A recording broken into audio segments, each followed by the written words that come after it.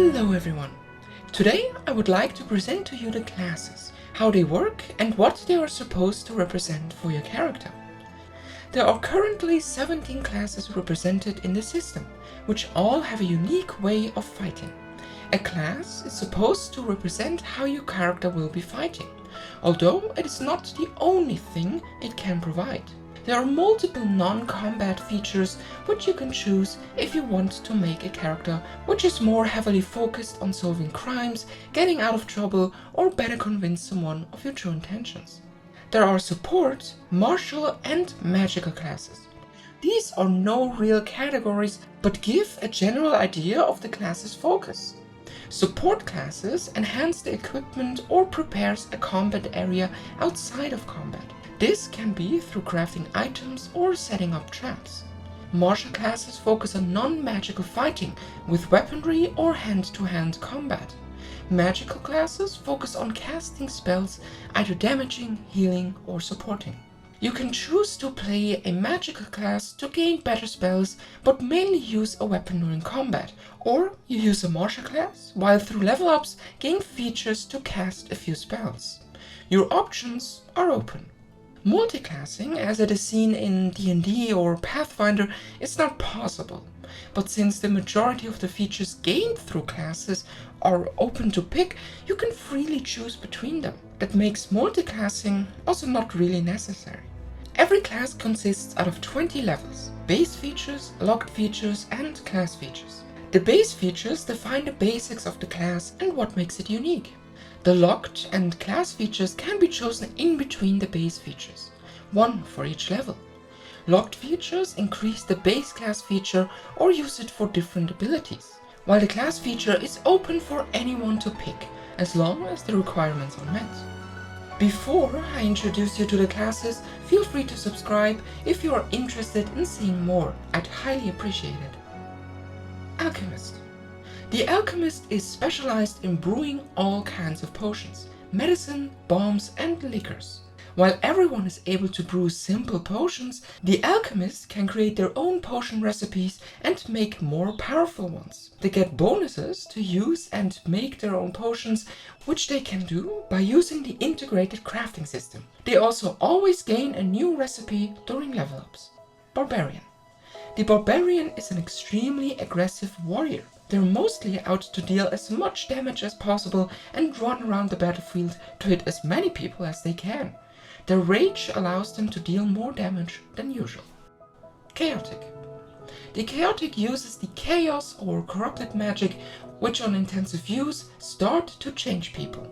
They can use their connection to the corrupted magic to empower their own spells in many ways, but might suffer from its effect in the long term. These random permanent effects can range from really good to really bad. This class can be very RNG based. Druid. The Druid is a nature-based spellcaster. They can transmute themselves partially into animals, gaining their abilities for a short amount of time. The higher level they get, the more abilities they gain, and the more powerful and more animal-like their transmutations become. Entertainer. The Entertainer is an arcane spellcaster using their skills in entertainment to shield their spells as part of their performance. This can be through dancing, acrobatics, singing, playing music, or telling stories. They can inspire their allies and enhance their abilities and skills for a short amount of time. Fighter. The Fighter is a martial arts focused combatant. They are great at fighting with one specific set of weapons or none at all, and gain abilities and tricks while using them.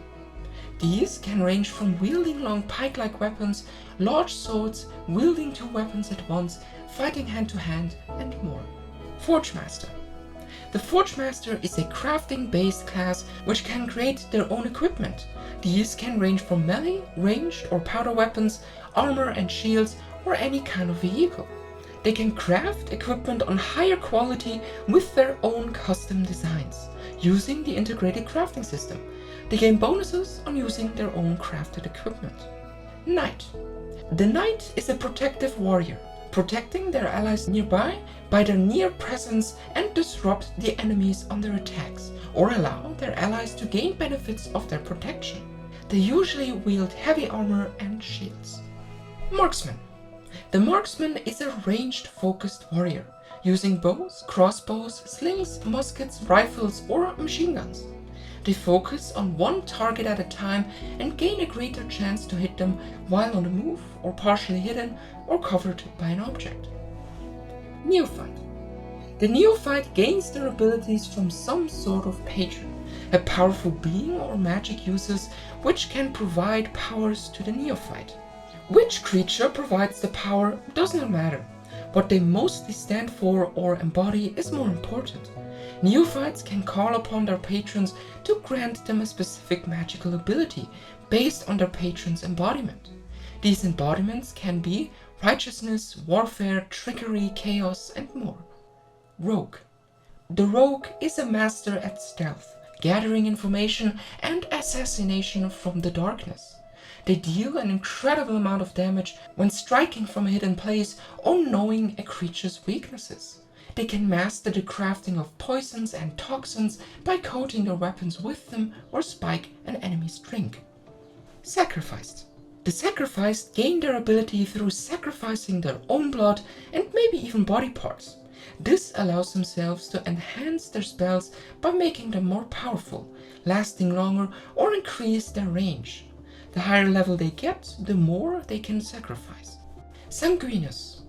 The Sanguinus gains their magical abilities through an ancient bloodline. This can be through their ancestry, by someone who enchanted their own blood, or got injected by some magical blood. The magical bloodline allows themselves to gain certain abilities and unique magical effects. These bloodlines can range from powerful mages to deities, mythical creatures, devils, and more. Sapper. The Sapper is a battlefield controller. They can prepare the battlefield for their own or their allies' benefit. This can be by setting traps, digging pits, building small protective walls, setting up oil puddles, and more. They can build small machinery and handle much larger equipment. Survivalist. The Survivalist is a master of surviving in a specific terrain. They gain benefits for as long as they are in that terrain and can choose more specialized terrain the higher their levels get. They can also increase their allies' abilities while in that terrain and they're never getting lost. Theologian. The Theologian is a master of mind and body. They can use this to perfect a skill, use of a weapon or language, and they can spend spiritual points to enhance them even more. Their abilities can range from a specific use of a weapon, minor magical powers, or gaining more knowledge. Wizard. The wizard is an arcane spellcaster but has the most variety in spellcasting of all the other classes. They can learn spells from all schools and types of magic and can use the most amount of spells a day. They focus solely on perfecting their magical abilities, allowing to increase their potential.